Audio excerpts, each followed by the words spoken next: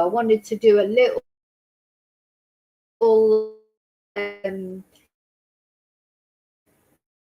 sort of smorgasbord, if you like, of crime to catch us up with the cases that we've been following. So let's start with Lilly Sullivan. Sorry, I'm wearing. When they went missing, Jack has now since had a birthday. Liz 6, I'm not sure if she's had a birthday as well, because they've been missing a year now, really, more or less. So these two children, they disappeared, literally disappeared. You know, it's one of those cases where 1 minute they were supposedly playing in the garden, the next minute they weren't, and nobody knows what happened to him. There's been a few sort of vague, boot prints were supposedly found. Pieces of Lily's blanket was supposedly found. But the Nova Scotia police are very tight-lipped about the whole, but for some reason I've lost. Oh, in the room. Yeah. So they disappeared. They were playing outside in rural and disappeared. So in Nova Scotia, the Royal Canadian said it's a very unusual occurrence for two children together. Anyway, prime suspect is the stepfather, Daniel Martell. And something that did develop, though it's separate from the actual Jack and Lilly case, is Daniel was arrested.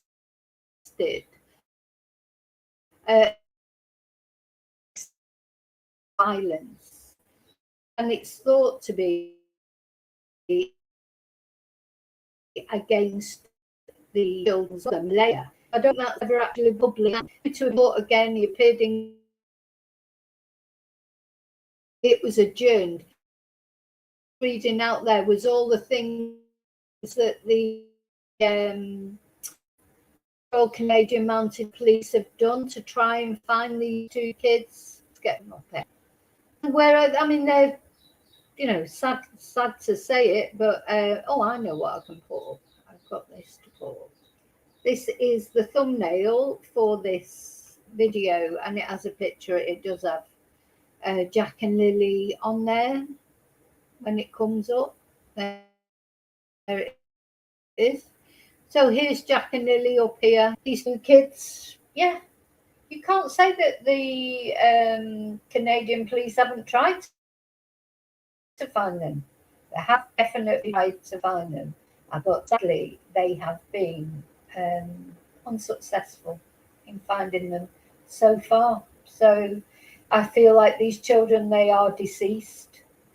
I think that Daniel Martell does know exactly what has happened to them. Personally, that's my own personal view.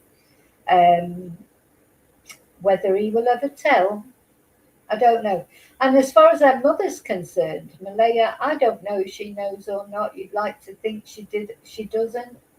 But who knows? We've seen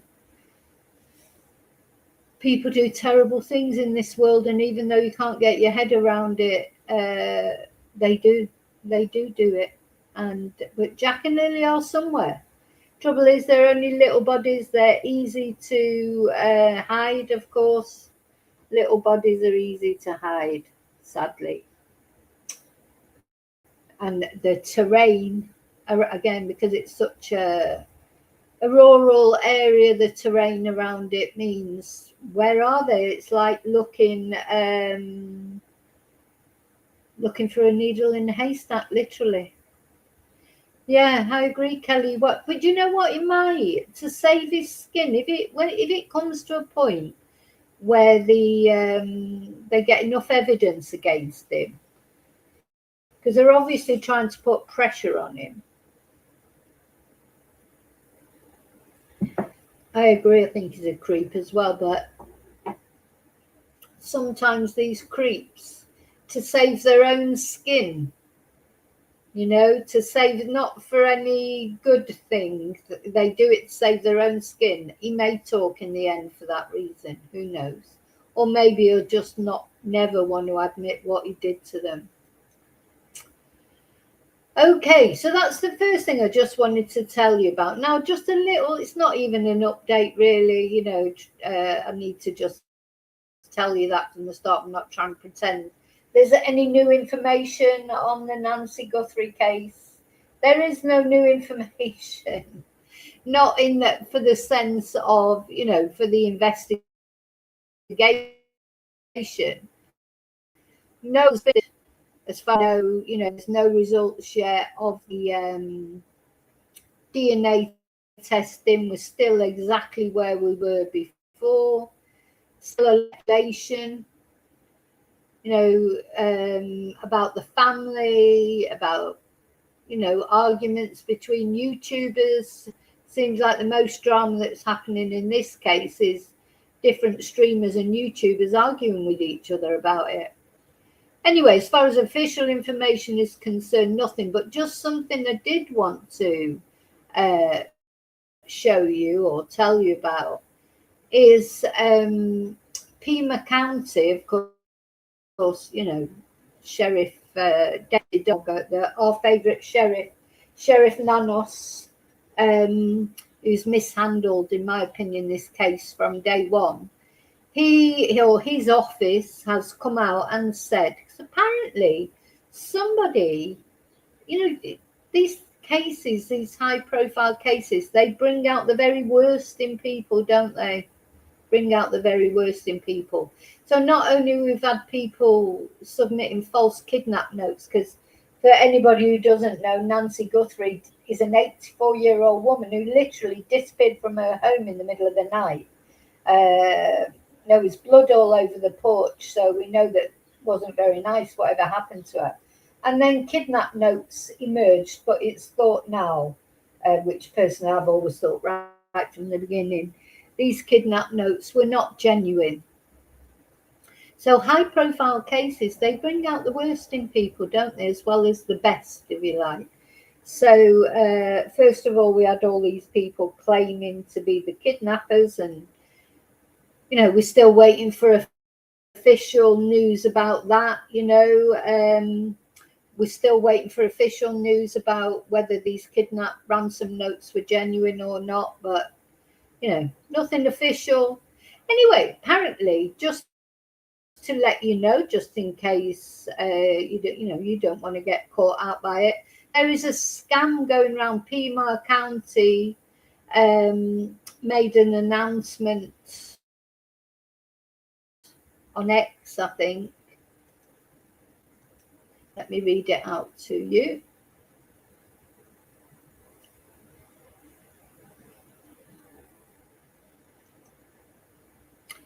So, Pima County Sheriff Noss,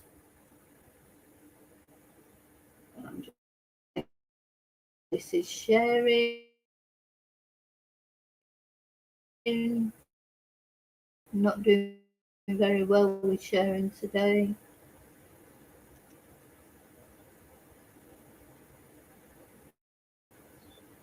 So I just have to wait.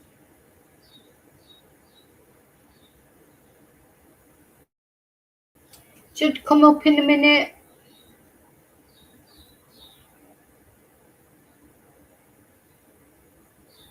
Oh, come on. Anyway, I think I might just read it. Oh, there you go. It's come up. The Pima County Sheriff, the Guthrie investigation. There we go with the Guthrie investigation, the Whitaker murder. Yes, that would be the Nancy Guthrie investigation. That include a QR code requesting money. And Pima County Sheriff's Department will